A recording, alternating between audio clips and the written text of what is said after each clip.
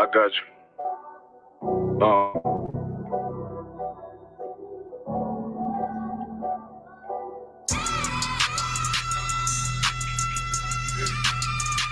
Let it rap real quick. Look.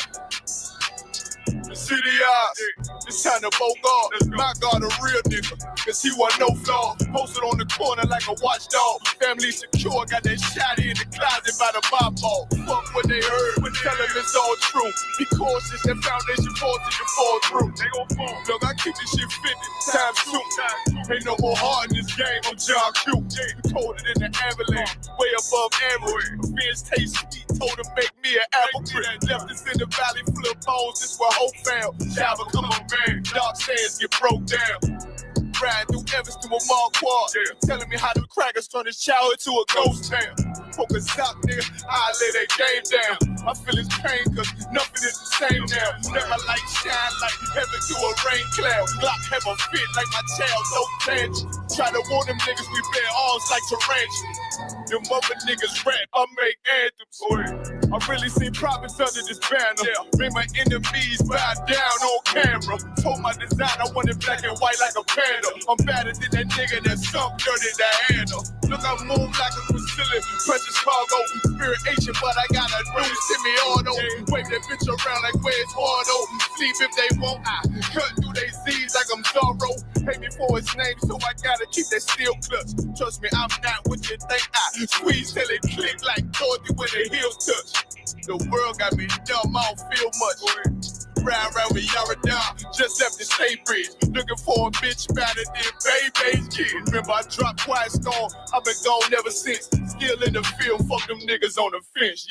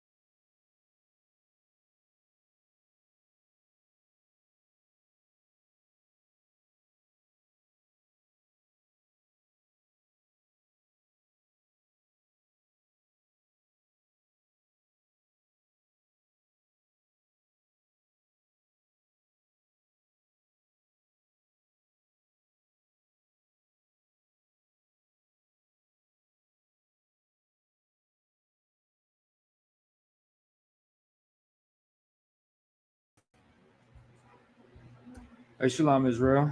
Yahbashim Yahshai Bracket Thumb to the brothers. Yahshim Allah Thumb Bashim Yahshai to the sisters. I'm Priest Officer Parak. To my right is Priest Officer Razan. We're holding down the Feast of Purim for 2025 for the ISUPK coming straight out of Arizona. We got class every Tuesday through Friday from 7 to 9 p.m. And every Saturday we hold our Sabbath service. We located at 12416 North 28th Drive, Phoenix, Arizona. All right, suite number 4. Make sure y'all tap in with us for our classes. Once again, today is the Feast of Purim. This is a 2-day feast. We're going to learn all about it. All right, tonight and tomorrow. All right, we're going to learn all about it. Tonight, we're going to go over the book of Esther. All right, this feast is extremely important. All right, now this is not what the Bible calls a high holy day. Those are found in Leviticus, the 23rd chapter.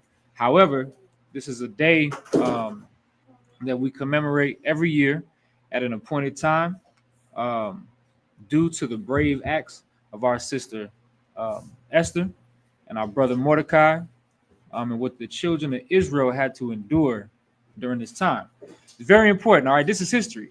A lot of people don't really understand. The Bible is full of history, and these things are absolutely important for you to understand.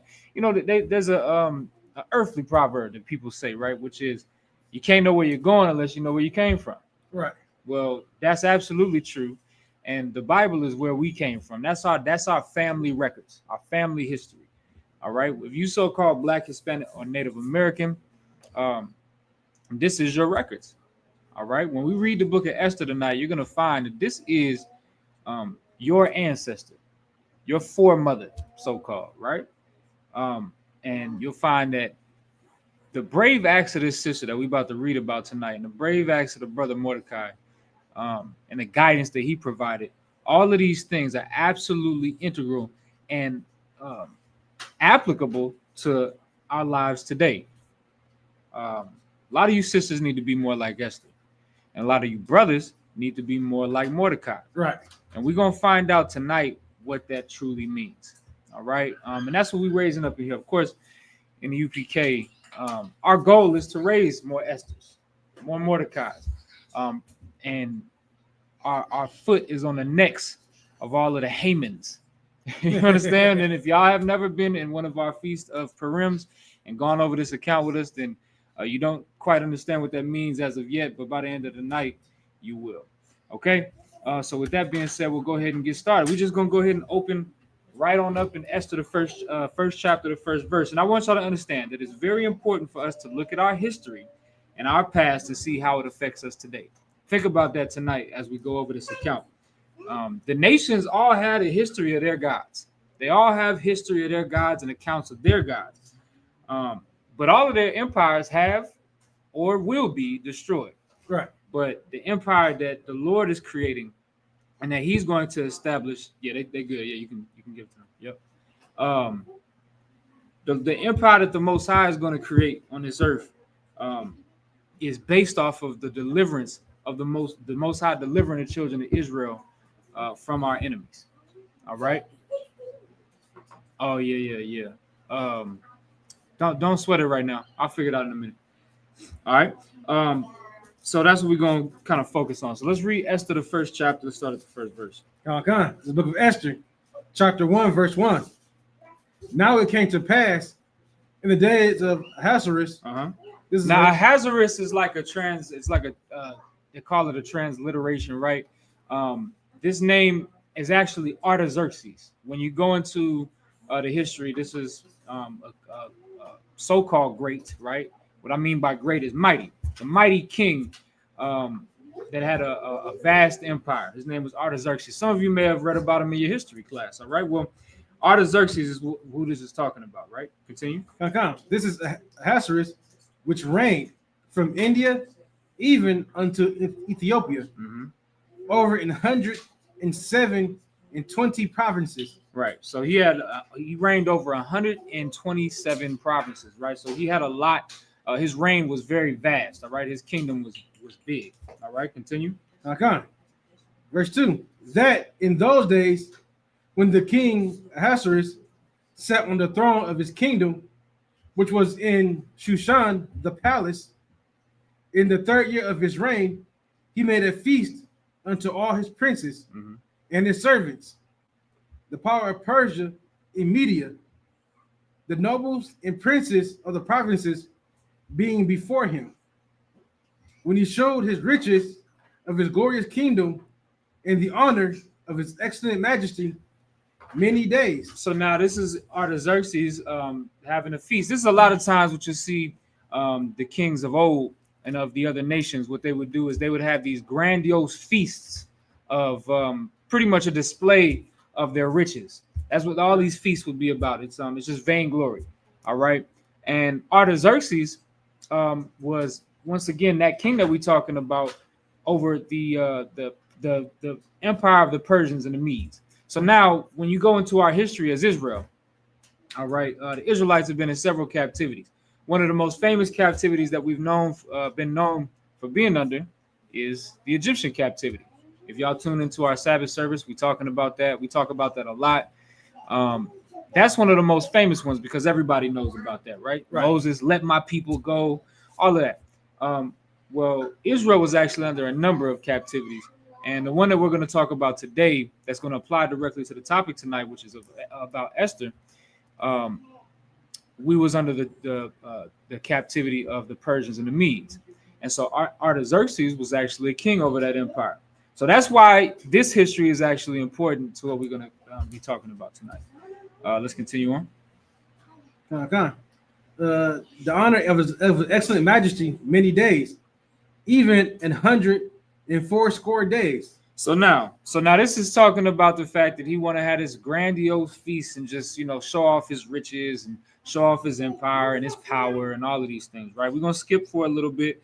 Let's go down to verse real quick, verse 10. Yeah, go ahead. I could just to state, this man really just had a feast that lasted damn near 6 months, half a year.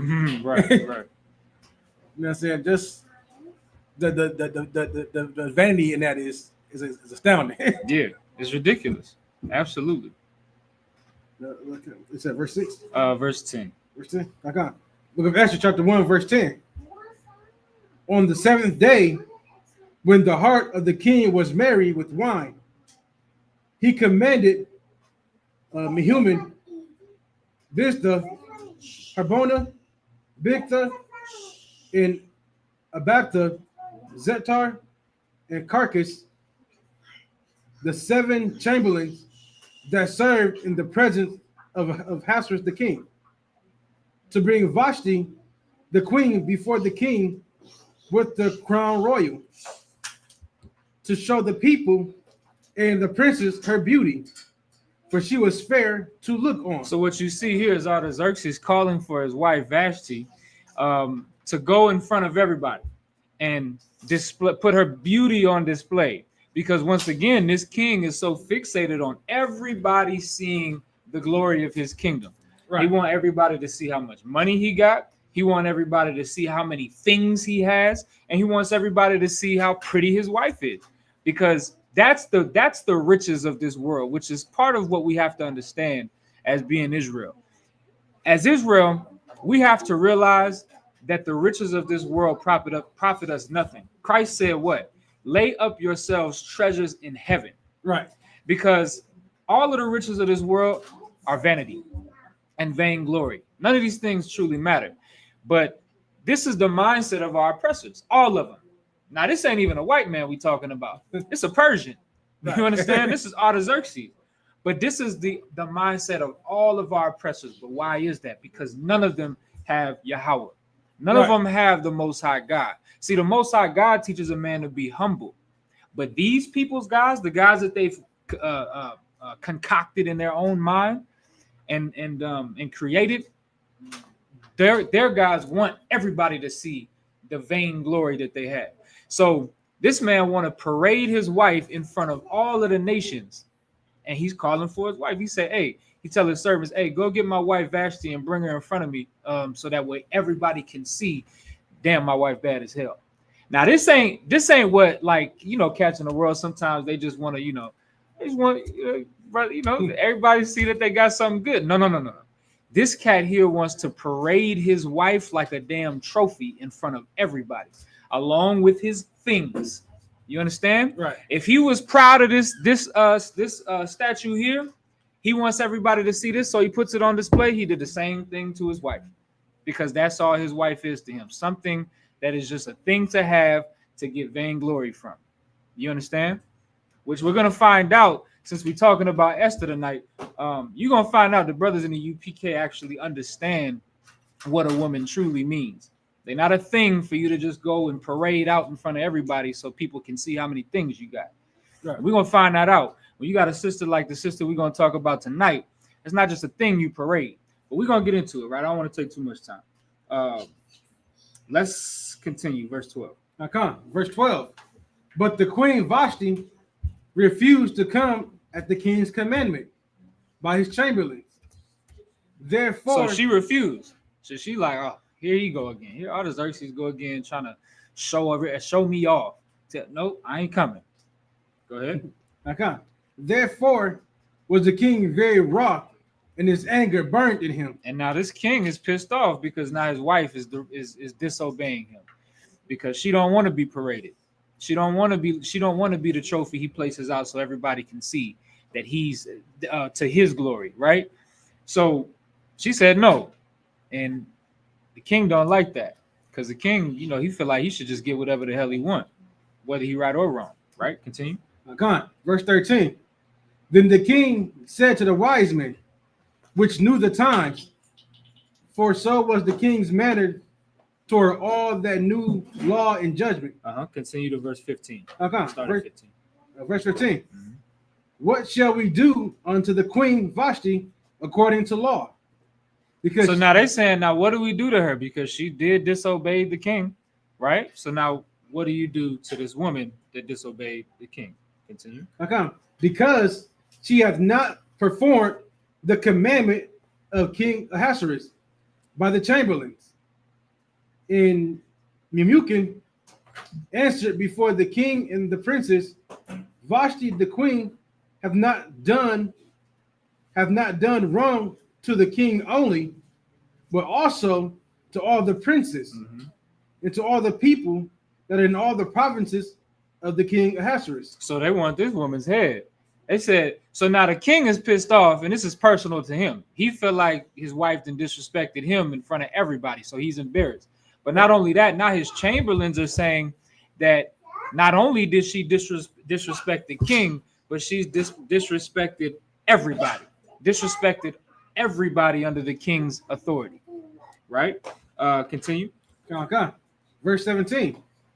For this deed of the queen shall come abroad unto all women, so that they shall despise their husbands in their eyes. And now they think that this woman is going to make an example, because they saying that now all the women are going to just start disrespecting their husbands. Why? Because if the king's wife can disrespect him, then surely the average woman can disrespect her husband and get away with it, right? Right. And that's the way they're looking at it. So now they feel like they got to make an example out of this woman. You gonna say something? Yeah, no, that was just the same point I was gonna bring up. Like I said, the way they're saying it is like you said, if the queen can get away and do whatever she wants, then there's nothing stopping the average woman from doing the exact same thing. Right. And so what their mind is like, we gotta stop this upheaval before it starts. Right. Yep. Now let's go down to verse 19. Okay. Verse 19. If it please the king, let there go a royal commandment from him. Let it be written along with the laws of the Persians in the Medes, that it is not altered, that Vashti come no more before King Ahasuerus, and let the king give her royal estate unto another that is better than she. So now they said, now what is this? This is a decree saying, look, Vashti she's basically, what's the word? What's the word that I want to use? It's on a TV show and I can't recall it right now, but basically she's excommunicated. All right. She's excommunicated from the king because of her disobedience. We'll skip ahead just for a little bit, because really we only reading this for one reason. We're trying to get a little bit of backstory to understand where the main character of the story comes in, which is Esther, which is who this book is written about. All right. So let's read chapter 2 and verse 1. Okay. The book of Esther, chapter 2, verse 1. After these things, when the wrath of the king Ahasuerus was appeased, he remembered Vashti and what she had done and what was decreed against her. Then the king's servants that minister unto him, let there be a fair young virgin sought for the king. So now Vashti's gone, but the king need a wife. So what his servant said was, all right, we're about to round up all of the young virgins, right? The young women, we're gonna get the king a new wife, right? Continue, verse 3. Okay, verse 3. And let the king appoint officers in all the provinces of his kingdom, that they may gather together all the fair young virgins unto Shushan the palace. Go to verse 4. Okay, verse 4. And let the maiden which pleaseth the king be queen instead of Vashti. And the thing pleased the king, and he did so. All right, so now they're going through and they're going to find a queen for the king, right? Verse 5. Okay, verse 5. Now in Shushan the palace there was a certain Jew, whose name was Now, Mordecai. y'all remember before we started this class, we talked a little bit about that name, right? Mordecai. What we're going to find out is that this name is going to be extremely important to this story, right? So just make sure we remember who this is, right? Mordecai, go ahead. Whose name was Mordecai, the son of Jair, the son of Shimei, the son of Kish, a Benjamite, who had been carried away from Jerusalem with the captivity which had carried away with Jeconiah, king of Judah, whom Nebuchadnezzar, the king of Babylon, had carried away. Uh-huh. And he brought up Hadassah, that is Esther, his uncle's daughter. Mm-hmm. So Esther is what? Esther is his family, right? And so they're together, right? Mordecai is raising Esther pretty much as a daughter. All right. Continue. For she had neither father nor mother. And throughout this captivity, she lost her father and her mother. So Mordecai, or Maradakia in the Hebrew, took her in and raised her up. All right. Go ahead. And the maid was fair and beautiful, whom Mordecai, when her father and mother were dead, took for his own daughter. So it came to pass, when the king's commandment and his decree was heard, and when many maidens were gathered together unto Shushan the palace, to the custody of Hegai, that Esther was brought also unto the king's house, to the custody of Hegai, keeper of the women. So now, out of all of the women that are being selected to be presented to the king, Esther is one of them. All right, she's one of the young sisters that's being presented to the king, and we're gonna see what happens. Continue. Okay. Verse 9. And the maiden pleased him, and she obtained kindness of him. He speedily gave her things for purification, Mm-hmm.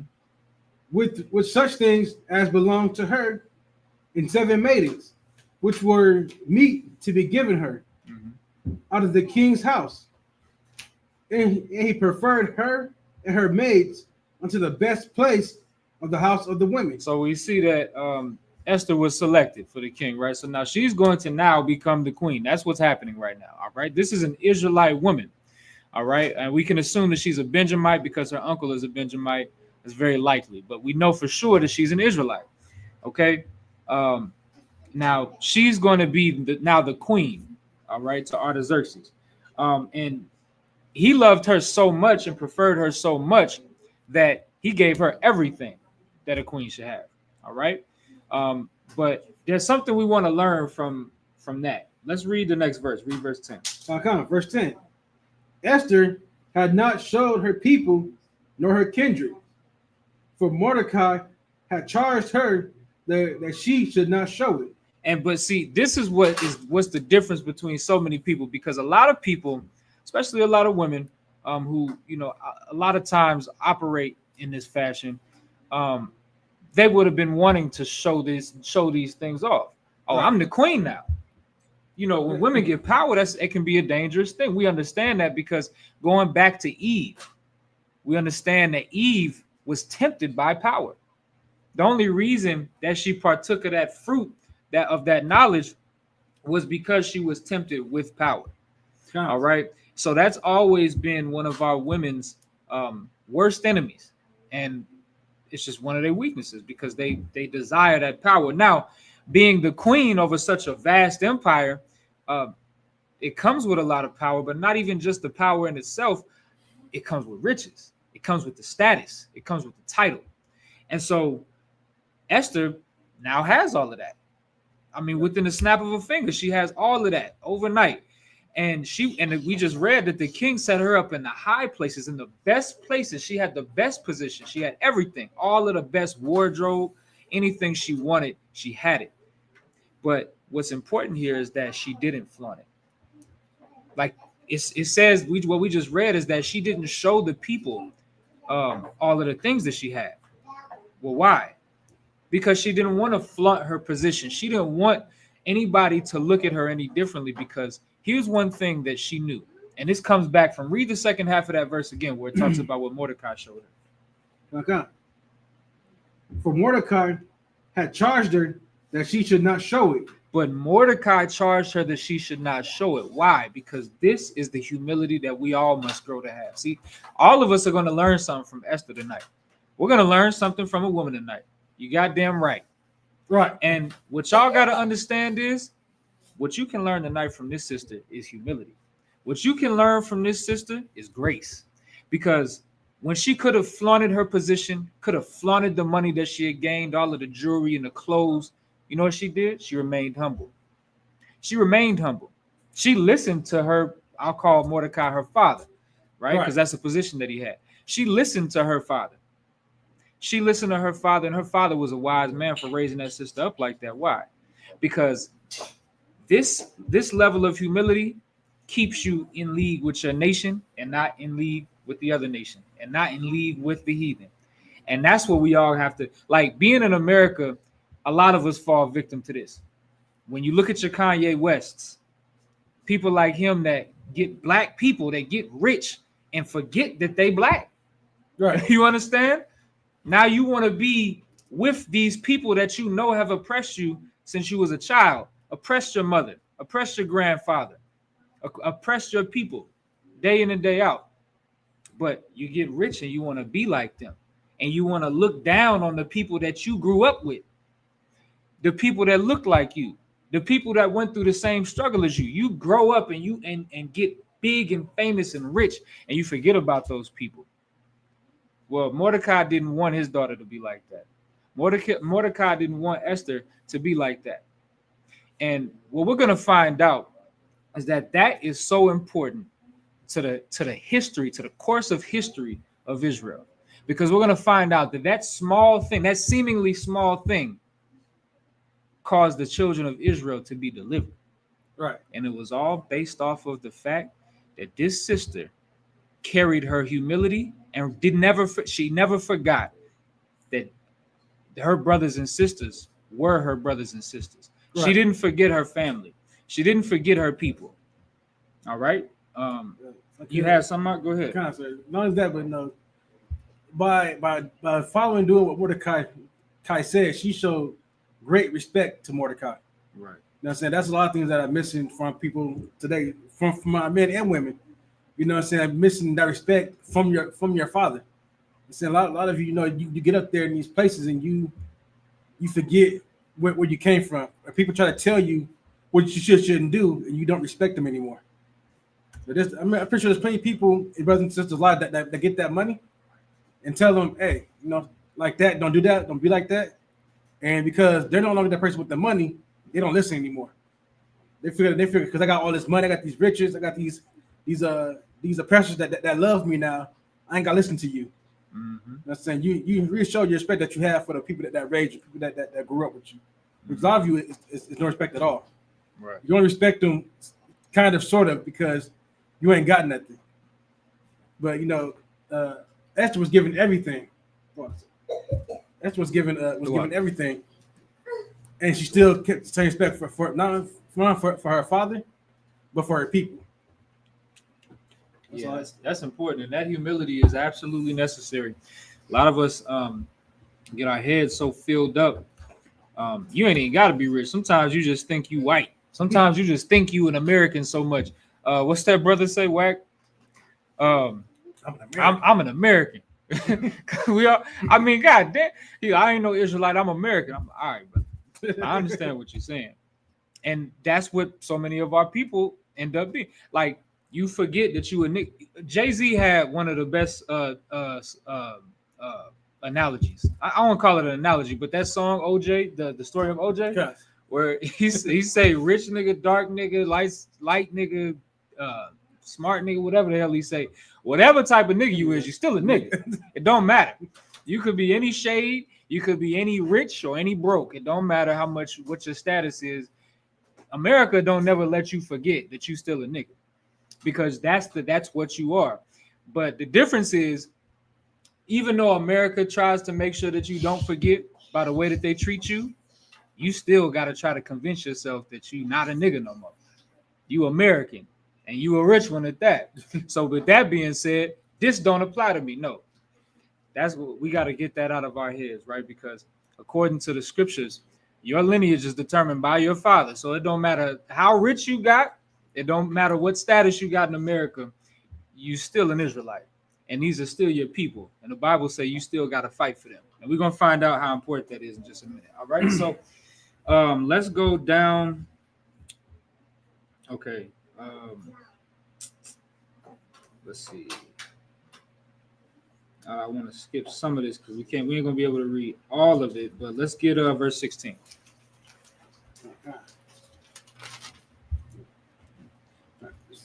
Verse 16.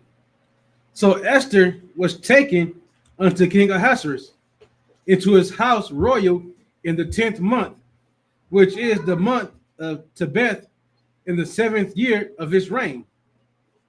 And the king loved Esther above all the women, and she obtained grace and favor in his sight more than all the virgins, so that he set the royal crown upon her head and made her queen instead of Vashti.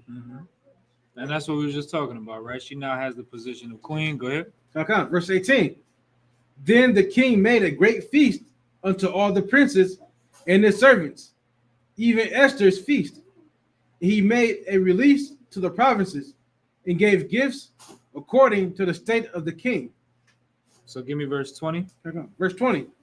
Esther had not yet showed her kindred nor her people. And this is still, once again, after all of this, and these things are moving fast for Esther, right? She's moving fast for her because now she has this position, she has all of this money, all of this inheritance, and all of these things.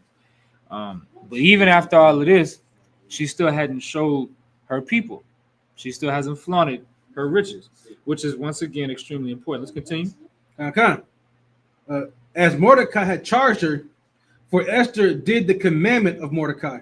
And Esther did what? Esther did the commandment of Mordecai. And that's important. She did what the hell what the hell her father, which I'm saying father just so y'all can understand, even though it's really her uncle, right? But he took that position. So she did what the hell her father instructed her. All right, continue. Okay. Hey, just give it to her. Just give her one. Don't even worry about it. Just give her one. Just give her a piece. Don't even worry about it. I'll deal with it. Hey, don't worry about it. I got it. Don't worry about it. All right, continue. Okay. Like as when she was brought up with him. In those days, while Mordecai sat in the king's gate, two of the king's chamberlains, Bigthan and Teresh, of those which kept the door, were wroth and sought to lay hand on the king Ahasuerus. Right. Okay. So now you see two of the king's guards. They talking back and forth, pissed off at the king, and they thinking that they want to lay hands on the king. They want to hurt him, possibly kill him. Right. Go ahead. Okay. Verse 22. And the thing was known to Mordecai, who told it unto Esther the queen. And Esther certified the king thereof in Mordecai's name. And so now Mordecai went and told the queen, or told Esther, and said, hey, you got to let the king know that these cats, his servants, is trying to kill him. Right. And what did Esther do? Esther, as a wise sister as she was, she went and told the king, but she certified it in Mordecai's name. Why? Because now this gives Mordecai some credit. Now in the king's eyes, Mordecai is the good guy. Right. Mordecai just ain't another one of the filthy Israelites that he has in captivity. No, Mordecai is somebody that he can look out for because Mordecai looked out for him. Right. You have something else? No, that was it. Okay, go ahead. Verse 23. And when inquisition was made of the matter, it was found out. Therefore, they were both hanged on a tree. So now they both got hung on a tree. Right. That was their punishment. So continue. Okay. Written in the book of Chronicles before the king. Chapter 3, verse 1. After these things did King Ahasuerus promote Haman, the son of Hammedatha, the Agagite, and advanced him and set his seat above all the princes that were with him. All right, so here we go. Now remember, y'all, if y'all was with us in the beginning of this class, we mentioned Haman. All right. And now we see that Ahasuerus or Artaxerxes is now promoting Haman. All right, Haman is an Edomite. All right, he is an Edomite, which is what you would know now today. This was 2,000 years ago, but or actually over that, damn near it's about 2,500 years ago at this point. But the Edomites that you would call those people today white people. All right, Caucasians, Europeans. All right, continue. Verse 2. And all the king's servants that were in the king's gate bowed and reverenced Haman, for the king had so commanded concerning him. But Mordecai bowed not, nor did him reverence. So now, here's what we see, right? So all the king's servants that were in the king's gate bowed and reverenced Haman, because now Artaxerxes had given Haman that spot, that chief spot. Everybody bowed to Haman. But then we see Mordecai didn't bow or reverence him at all. Continue. Verse 3.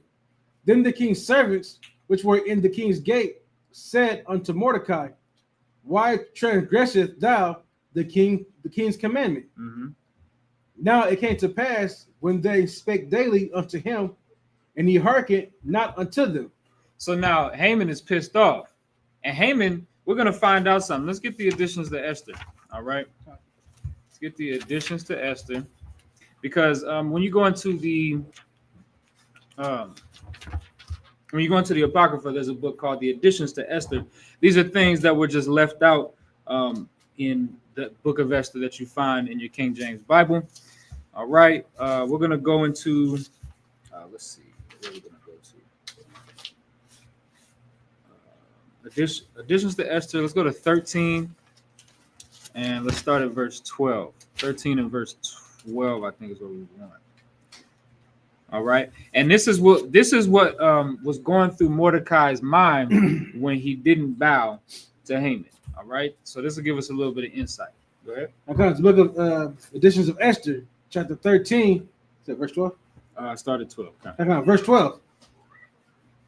In the Apocrypha, thou knowest all things, and thou knowest, Lord, that it is neither in contempt nor pride, nor for any desire of glory, that I did not bow down to proud Haman. So now he praying to the Lord, and he say, look, now you know my heart. You understand that I didn't reject bowing to Haman because of I wanted glory or I wanted to look like that nigga, and like I didn't give a damn. It wasn't about no pride or no contempt. No, it wasn't about that. Verse 13. Okay, verse 13.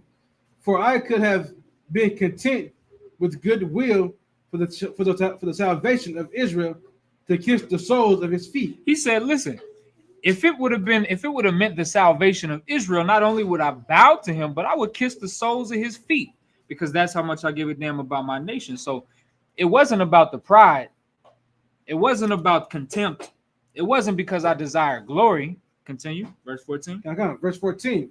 But I did this that I might not prefer the glory of man above the glory of God. But this brother was smart. He said, I didn't prefer the glory of man above the glory of the Most High. Continue. Neither will I worship any but thee. And I'm not bound down and worshiping nobody but you. Continue. Oh God, neither will I do it in pride. So that's why he didn't bow. So when you see when Mordecai didn't bow to Haman, that's why. All right. He explains it himself. When he was praying to the Most High, he said, I didn't bow, not because I wanted the glory, not because I wanted to look like that nigga, not because of anything other than I'm not going to worship no goddamn man. I'm not bowing at the feet of no man. Now, I would have done it if it would have meant the salvation of Israel and the deliverance of my people. I would have done it. Right. I would have gone farther than just bowing down. I would have kissed the soles of his feet. But it ain't that. You understand? And because it ain't that, I'm not bound to no nigga. I'm not bound to no man. All right. And that's what he said. So let's continue. Let's go back to Esther, right? Okay. Let's go back to Esther. Where we at? Which chapter and verse? We were like in the middle of verse 4, chapter 3. Chapter 3 and verse 4. Okay. All right. And now, that's another thing. Hey, let's keep reading to find out how pissed off Haman got, right? Continue. Okay. Book of Esther, chapter 3, verse 4. And it came to pass when they spake daily unto him, and he hearkened not unto them, that they told Haman to see whether Mordecai's matters would stand, for he had told them that he was a Jew. And when Haman saw that Mordecai bowed not, nor did him reverence, then was Haman full of wrath. And when Haman realized that Mordecai didn't bow to him, he was pissed the hell off. And this is, unfortunately, this is the mind of these devils that oppress us, right? Haman was full of wrath when Mordecai didn't bow, but it's the same way that the oppressors hate us if we don't bow to them. Right. Our oppressors hate when we don't bow to them. And that's what devils do. They get pissed off and offended when you don't love them. You know, when we go out at camp and, you know, we say the things that we say, a lot of times the anger that we receive from white people is because we don't love them, because we're not willing to bow down to them. That's the reason why they be so damn upset. And when we tell them that they got to bow down to us, they get even more pissed off. Right. Because that's what a devil does. A devil gets offended when you don't bow down to them. All right. And Haman was that. Haman was a goddamn devil if I ever seen one. He was an Edomite straight out of the Macedonian Empire. All right. And the Macedonians under that empire, they began to claim our identity. That goes all the way down to Herod the king. After you see y'all know that Herod the king claimed to be a Jew, but he was an Edomite. Everybody knew he was an Edomite. This is that same type of situation, except a few hundred years before that. All right. Now let's continue on. Let's read Esther 3 and what was it at? Verse 6. Council, verse 6. Verse 6. And he thought scorn to lay hands on Mordecai alone, for they had showed him the people of Mordecai. Wherefore Haman sought to destroy all the Jews. So he thought scorn to lay hands on Mordecai alone, but then he goes on and he says, Haman, and then it says, Haman sought to destroy all the Jews. Go ahead. That were throughout the whole kingdom of Ahasuerus, even the people of Mordecai. And that's the people of Mordecai. Why? Because the people of Mordecai are those Jews, right? The Israelites. All right. And so this is how pissed, just because one brother did not bow to him. Now, y'all got to think about what kind of devil this is. One brother didn't bow to him, and he wants to kill off the entire nation. You know what that's called? It's called genocide. Right. You understand? Well, that's how pissed off this devil was, that one brother didn't want to bow down to him. Now, you got to think of the mindset of a man like this. The mindset of a man who doesn't get what he wants like a goddamn child and wants to throw the temper tantrum that will destroy everything around him. I mean, you got to understand that these are the people that you're dealing with. See, now they've done it like this in the past, but they've, of course, here we are today in 2025. All right. And we see that throughout history, they've continually done this. You see what they did to the North American Indians. Right. You read about the Trail of Tears. You read about the transatlantic slave trade and all of the disgusting things that they did to the so-called Negro. You see all throughout history that these people are absolutely violent. Well, Haman was the same way because he's the same people. He's an Edomite. And it's in his nature to be this way. The scriptures call them the border of wickedness. That's what an Edomite is. The border of wickedness. This is how you define wickedness. All right. And that's what Haman was. All right. Let's continue on. Okay. Verse 7. In the first month, that is the month Nisan, in the 12th year of King Ahasuerus, they cast Pur. That is the lot. Before Haman, from day to day and from month to month. All right. And Pur, you're going to find out that when we get the name of this high, or not this high holy day, the name of this holy day or this civil day is called Purim or Pawarium when you go into the Hebrew. And it actually is what we just read, talking about lots, casting lots. All right, continue. Okay. To the 12th month, that is the month Adar. And Haman said unto King Ahasuerus, there's a certain people scattered abroad and dispersed among the people in all the provinces of thy kingdom. And their laws are diverse from all people. Hey, just go sit down. Neither keep they the king's laws. Therefore, it is not for the king's profit to suffer them. If it please the king, let it be written that they may be destroyed. So now Haman said unto Artaxerxes, there's a certain people scattered abroad. Now Haman is going up to Artaxerxes to plead his cause. Now he knows what he wants. Haman doesn't have all of the power. All right. He knows that he still has to go through the king to get what he needs. All right. So he's going and he's pleading his cause, and this is what he says. He says, there's a certain people scattered abroad and dispersed among all the people in all of the provinces. Remember, that was us scattered throughout his kingdom. All right. And it says their laws are diverse, meaning they have other laws, because of course our laws say that we have to obey our God and nobody else. So that's already a conflict of interest for somebody that's trying to dominate a kingdom. Right. For somebody that's trying to dominate a kingdom, for the people that you're dominating to have a law that says you can't listen to this man, well, that's already a conflict of interest. All right. But then on top of that, so he's using that, Salaki, he's using that as an example as to, hey, these people got to go. But then he goes on to say they don't keep the king's laws. That's another conflict of interest. And so then he goes on to say that it doesn't profit the king to suffer them. So now he's going to say this is what he thinks that you should do. This is what he thinks the king should do. Read verse 9. Okay. Verse 9.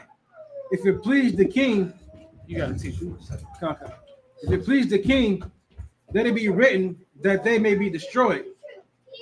And I will pay 10,000 talents of silver to the hand of those that have charge of the business, to bring it into the king's treasuries. And the king took his ring from his hand and gave it unto Haman, the son of Hammedatha, the Agagite, the Jews' enemy. And the king said unto Haman, the silver is given unto thee, the people also, to do with them as it seemeth good to thee. All right. So one thing to take away from here in verse 9, that he said he'll pay 10,000 talents of silver to the hands of those that have charge of the business. Haman's gonna pull money out of his own pocket to pay that amount of money. You know how much that would be? Yeah. So 1 talent of silver is 33 kilograms. So and 33 kilograms of silver is $18,620 today. All right. But 10,000 talents of silver is a lot more than that. 10,000 talents of silver is about $186 million in today's money. $186 million to wipe out an entire people. I'm telling you, that's the hatred that they got. The hatred that they have is so deep. They'll blow themselves up to take us with them. You understand? Yeah. Go ahead, Salaki, my bad. Because I gotta imagine that would be almost of everything that he had. You know, he would have to do a lot of savings after that, spend that much money to get that much money back. That's it. I know he made a lot of money as the king's one of the king's servants, but still, 180 million. That's not cheap at all. You got you got to understand, these people are this man willing to put hundreds of $1 million on our head. So you got to think about that when you observe this memorial. When you observe this memorial, you got to think about how willing and how much they were willing to put up to get rid of us, to exterminate us. And the government is doing the same thing today. The government is investing in our destruction today. Don't you realize that that's what all of these things is about? You know, Planned Parenthood, Margaret Sanger actually admitted to the fact that she wanted to exterminate Black people. And that was the purpose for her inventing Planned Parenthood, or coming up with the Planned Parenthood. Right. Because they wanted us to abort all of our Black babies. Eugenics program. She was a eugenist. I mean, that's just one of the millions of things that they do day in and day out. They come like the scriptures say, and we read this all the time in the book of Psalms, right? That these people have crafty counsel and plot against us day in and day out. That's all they do. And you don't even realize that. Like, you think that these people just go to work every day, go home, and then, hang out with their family, play with their kids, go to sleep with their wife, wake up in the morning and do the same thing the next day. No. These people have a concerted effort against Blacks, Hispanics, and Native Americans. And that's why Black people are in the condition that we're in today. You think that Black people are the poorest people in America right now because of happenstance or because we're lazy? No. They invented things like redlining. where they strategically made sure that black people could not establish generational wealth. They created programs like that. You know, they dropped crack cocaine in black neighborhoods. Facts. The CIA admitted to it. We're not talking about some crazy, oh, we just, them Israelites always making things up. No. The CIA admitted to this. They dropped crack cocaine in our neighborhoods to get our people addicted to crack, and then established the war on drugs so that way they could lock us up. So now we're either high out of our minds or we locked up in the prison system. They invest, and you think that was free? It's not free. They did all of those things to invest in our destruction the same way Haman tried to invest in our destruction 2,500 years ago. It's the same thing. Go ahead, you got something? I can add up to that just what they would do to in order to destroy us. You know what I'm saying? It is a known thing that black people lead in like things like diabetes and high blood pressure. Well, for some people who don't have good health care, you know what I'm saying, buying insulin is a task. So you're talking about some bottles cost upwards to $500-$600 to get your insulin that only lasts a month, if that. You know what I'm saying? So you gotta imagine like all the people that don't get insulin. Now they raise the price that high because they know black people need it, and then we lead in diabetes. So in order to destroy us, they're willing to up the price so much that we can't afford it. We know who else can't afford it? The poor white people. Their own people can't afford it. Their own people die kind of alive because they can't afford the medicine that they need to live. That's a sacrifice they're willing to make. They're willing to take that sacrifice. Your government's willing to make sure that you suffer and pass away, that you don't have your loved one anymore, so they can demolish our people. That's like I said. If they wouldn't spend millions of dollars, they wouldn't have sacrificed a few of their people. Absolutely. That's all I had. Yeah. We can continue on. Verse 10. And the king took his ring from his hand and gave it unto Haman, the son of Hammedatha, the Agagite, the Jews' enemy. And the king said unto Haman, the silver is given to thee, the people also, to do with them as it seemeth good to thee. Then were the king's scribes called on the 13th day of the first month, and there was a written according to all that Haman had commanded unto the king's lieutenants and to the governors that were over every province, and to the rulers of every people of every province according to the writing thereof, and to every people after their language. In the name of King Ahasuerus was it written, and sealed with the king's ring. And it was sealed with the king's ring. So that's a stamp of approval. The king is saying, I approve this. So when that letter goes out to all of the people under his authority and the king approved it, that means that it's open season on the Israelites. Right. That means that if you were Israelite, you got a hit out on you. It's a bounty on your head. And that's dangerous because that's, once again, we talking about genocide. That's what we're talking about. And this was approved all because of what? Think about it for just a second. Because Mordecai didn't bow to this one white man. That's it. That's what caused all of this. And what y'all gotta understand is that in this day, there's not an entertainer, there's not a football player that's gonna take a knee on a field. There's no rich man of our people that's going to be able to save us from that type of destruction. You know what it would take?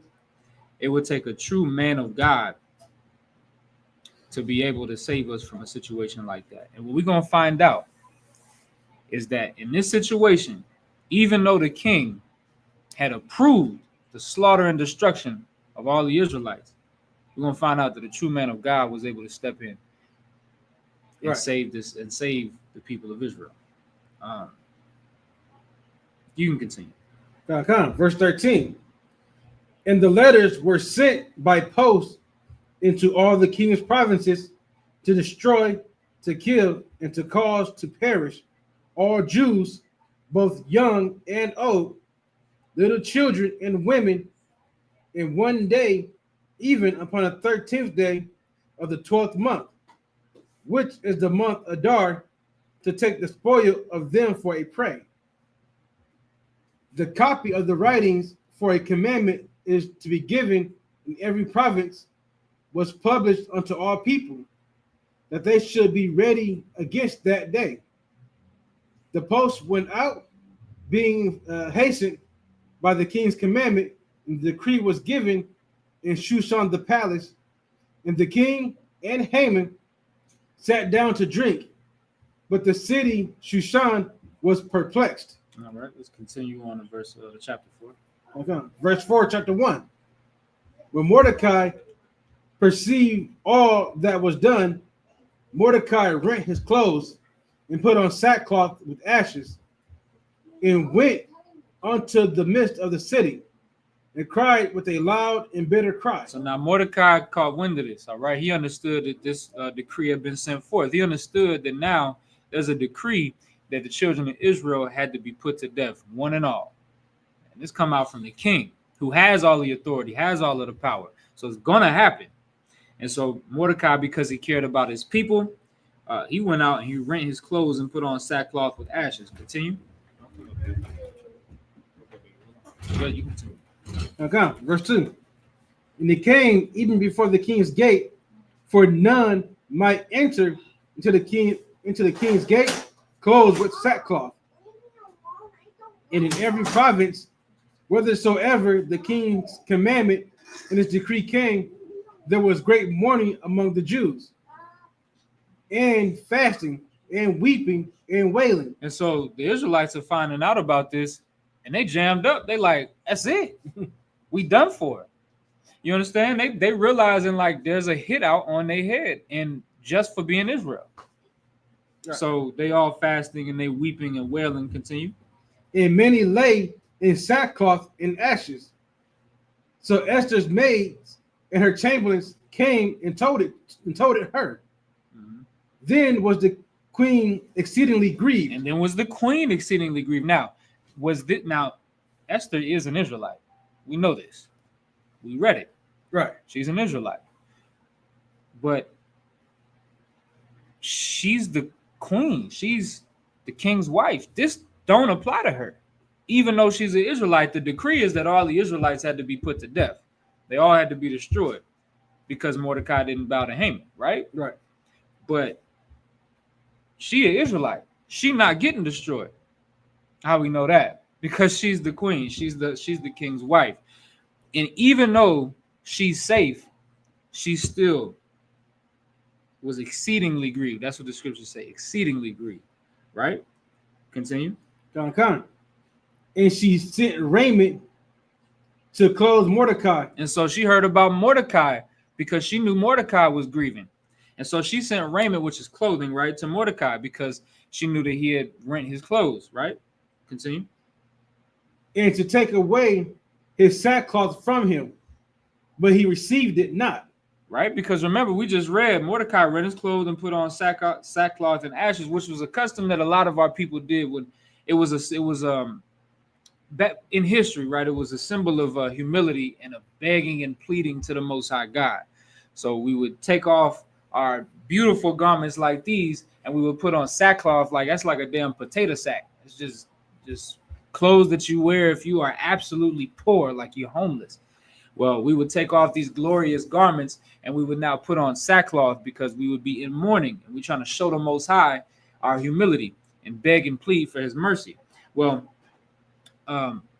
Esther found that Mordecai was doing that. And so she sent him some clothes to try to take away that sackcloth so he would stop mourning, but he didn't receive it. He said, no, I don't want this. I'm mourning for my people. All right, verse 5. Verse 5.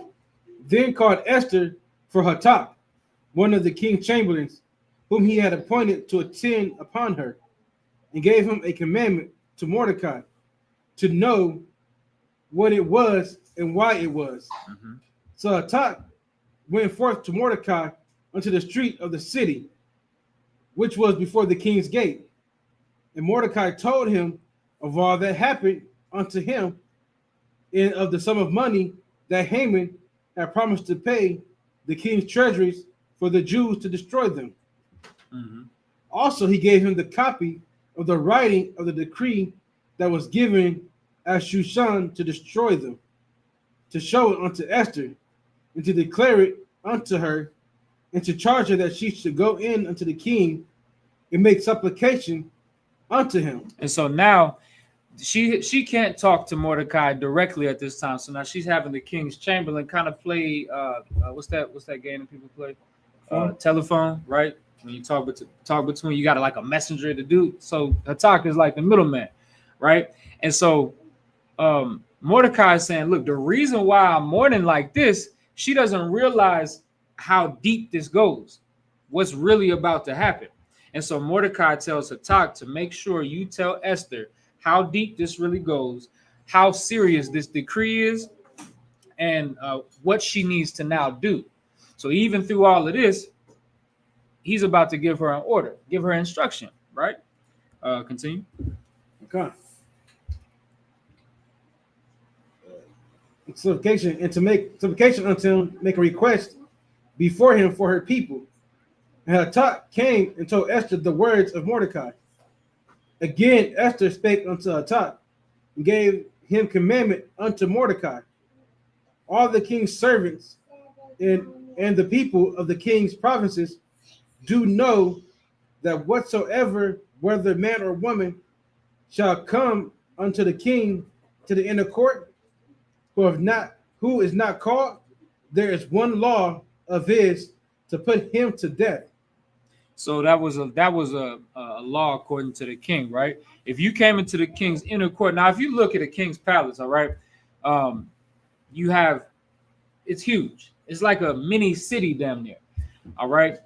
So you have, just to make it very simple, you have an outer court, which is like where anybody could be. And you're in the outer court of this palace, you can have civilians walking back and forth. But there's a barrier or a gate or divider between the inner court and the outer court. The outer court, you can walk freely, but the inner court there's guards that you got to pass to get into that inner court. Well, the decree or the law, according to the king, was if you come into that inner court and you don't have permission, direct permission from the king, you be put to death. No questions asked. All right. Continue. Okay. Except such to whom the king shall hold out the golden scepter, that he may live. Except the only way that you can come back, the only way that you can come in without being requested is if the king holds out his golden staff, and then that will mean that you don't have to die. You can come in the inner court, right? All right, go ahead. Okay. But I have not been called to come to the king these 30 days. And they told to Mordecai Esther's words. Then Mordecai commanded to answer Esther, think not with thyself that thou shalt escape in the king's house more than all the Jews. And so now what is Mordecai reminding of Esther? What we just talked about. He's saying, look, I know you think you safe because you are the queen, right? But don't think that you're safe just because you live in the king's house. You realize that you're an Israelite too, or did you forget, right? And the decree is for the Israelites to get killed. Did you forget that you're one? He checking because, of course, they can't have this face to face. So he checking to make sure, like, don't forget. You understand that this applies to you too, right? Go ahead. Yeah, let's add one thing. I'm saying she got to remember too. Like, if he put Vashi to death, you know what I'm saying? Right. Then, she ain't safe either. Right. Absolutely. Yeah, that's definitely a good observation. That's for sure, right? Verse 14. For if thou altogether holdest thy peace at this time, then shall their enlargement and deliverance arise to the Jews from another place. But thou and thy father's house shall be destroyed. And who knoweth whether thou art come to the kingdom for such a time as this. Go ahead. Then Esther bade them return Mordecai this answer: Go, gather together all the Jews that are present in Shushan, and fast ye for me. Neither eat nor drink 3 days, a night or day. So now we're about to get into it, right? Because now Esther is saying, telling Mordecai, to fast and tell all of the Israelites to fast for 3 days for her, because she's about, to do something that's dangerous. Because remember how we were just talking about you cannot go into that inner court unless you was called? Well, she wasn't called, but she got to go into that inner court. She has to go talk to Artaxerxes because she has to reverse this. She got to do something for her people, right? So she's telling Mordecai with all of the Israelites to fast for her for 3 days. All right, continue. Okay. I also and my maidens will fast likewise, and so will I go unto the king, which is not according to the law. And after this fast, I'm gonna go unto the king, which is not according to the law, because I haven't been called. Right? Continue. Okay. And if I perish, I perish. Now that's courage. That's a sister that didn't give a damn. Listen, she didn't care about herself. She didn't care about her own livelihood. She cared about her people, and that's something that we got to get back to. Once again, I said we all gonna learn something about Esther. Learn something from Esther, and this is something that you can learn from this sister. You got to put yourself last. We so used to, like in America, it's a crab in a bucket mentality. What does that mean? If don't nobody know what that means, get you a bucket, fill it up with crabs. You know what every individual crab is going to do? There's going to be one crab that's getting to the top. They're about to come out of that bucket.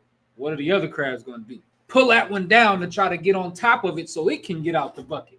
But then the other crabs is going to pull that one down to get on top of it so it can get out the bucket. You know what ends up happening? Nobody gets out of the goddamn bucket. Because everybody's so goddamn selfish, they don't realize that they got to put everybody else first. I'll be last. Let me save my people first. See, that's the mindset that we have to have. What did she say? She said, if I die, I die. Right. She knows how dangerous this is. But what worth is her life if all of her people are dead? If all of her family is dead? If God's chosen people perish, what worth does her life have? What value does her life carry anymore?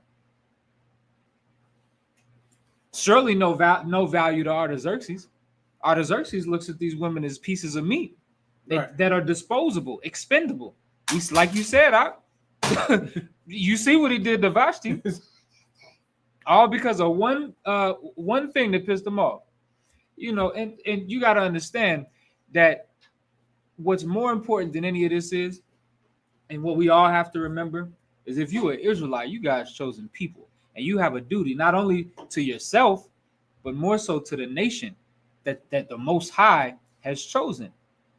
And you owe it not to yourself and not for nobody else than the Most High, because that's your duty. See, people in the world say this. They say, oh, I'm my brother's keeper, right? And they try to say, I understand why they say that. They try to say that because they want people to believe that, well, I look out for my brother. I look out for my sister. No. Here's what y'all got to understand. You got to be willing to put your whole life on the line for your people's sake. Esther was willing to do that. She a woman. What's up, Bach? You ain't as strong, you ain't as tough as this woman? Is that what you mean to tell me? Is that what's happening right now? Because I know so many people, so many brothers who claim to be strong, but they're not willing to put themselves in any position that could compromise their livelihood. They don't care about that. They don't care about what actually matters. You know what they care about? They care about their own life. They care about saving themselves. Well, this sister was as feminine as they come and was still willing to put her life on the line for her people. You gonna say something? Let's read on. Verse 17. So Mordecai went his way and did according to all Esther had commanded him. And did everything that Esther had said, because listen, this brother knows he raised this girl, right? You understand? And when he heard that she had said that they needed to go and fast and pray for those 3 days, because, hey, if I die, I die. He said, okay, I understand what I got to do. I got to go make sure I make this happen, because this Esther is going to be the reason why the children of Israel get delivered out of the hand of Artaxerxes. Now we're gonna stop there tonight because we got this is a 2-day feast, and we'll understand why it's a 2-day feast when we read when we finish off tomorrow. All right, that's about halfway through the book of Esther, so we'll read the other half of the book of Esther tomorrow. This really has just been an introduction. Now tomorrow we're gonna go deep into it, because that's where the action happens, and it's a lot of lessons to be learned within the rest of the book of Esther. We're going to find out it's a lot of things that you sisters need to learn from this sister Esther, and it's a lot of things you brothers need to learn from Esther, and it's a lot of things you brothers need to learn from Mordecai. You understand? All of these things are important. The scriptures, I always go back to this. The scriptures always tell us, the scriptures tell us that the things that were written aforetime were written for our learning. So these stories are not in the Bible for bedtime stories. These stories are in the Bible so that way we can learn from them. These things from 2,500 years ago still apply today in our lives. And if you can, and this is one thing that you got to understand, you can know all of the scriptures. You can recite every precept. You can know all the breakdowns. But if you don't know how to apply these things to your life, then it means absolutely nothing. Right. And so that's part of what we're going to do with this feast. We're going to be able to apply these things to our lives, make us better people. All right. So with that being said, we're going to go ahead and close out for tonight. Remember, tomorrow is the closing for this feast. It's a 2-day feast. So tomorrow we'll be right back at it again at 7 p.m. But tonight we're going to go ahead and close out. All right. I appreciate everybody for tapping in. Get back with us tomorrow at 7 p.m. Shalom, Israel.